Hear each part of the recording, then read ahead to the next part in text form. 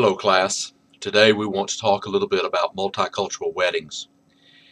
You have heard me say already that as we move into special services, we are dealing with a group of people that's more diverse than any other service that we are likely to officiate.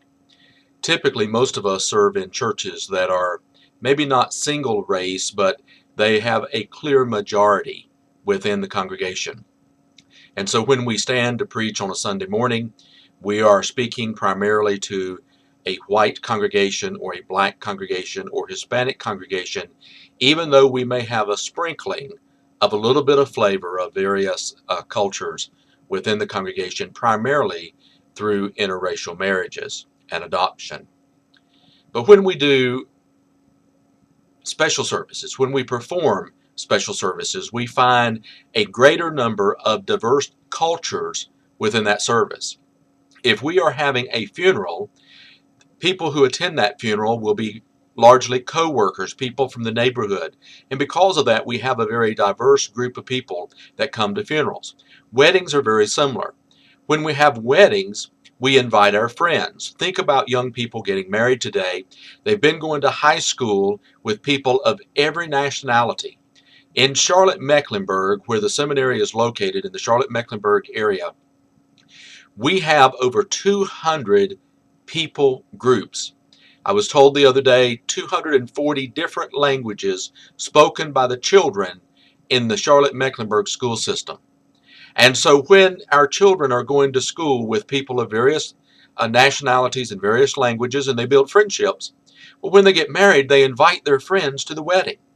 And so now you are officiating a wedding with a wide range of cultures represented.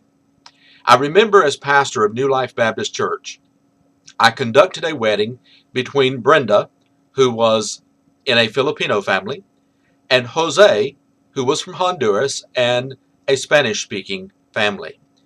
Even though the families understood enough English that for the benefit of the church, we officiated the wedding in English, it was afterwards that the Lord really spoke to my heart.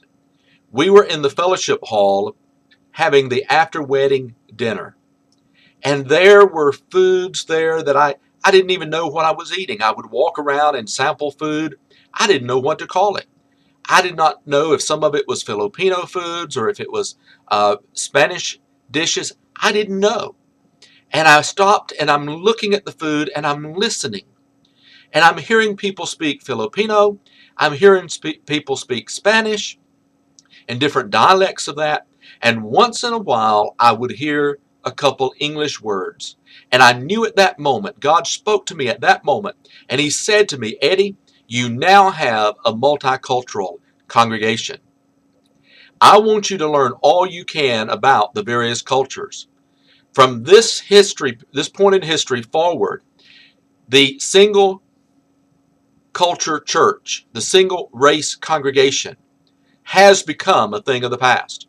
Churches that are not multicultural are dying congregations. And chances are that you are going to pastor a multicultural congregation, and you need to learn as much as you can about the different cultures.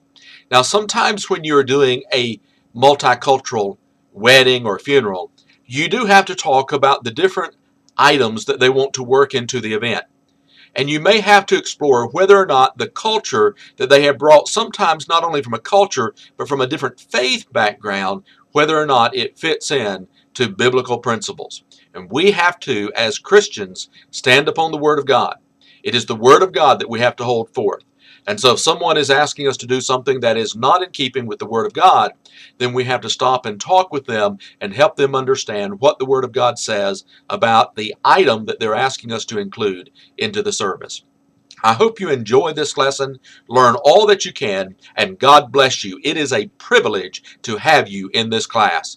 God has great things in store for you in the years to come because of your heart for study and preparation. God bless you, and I look forward to seeing you again real soon.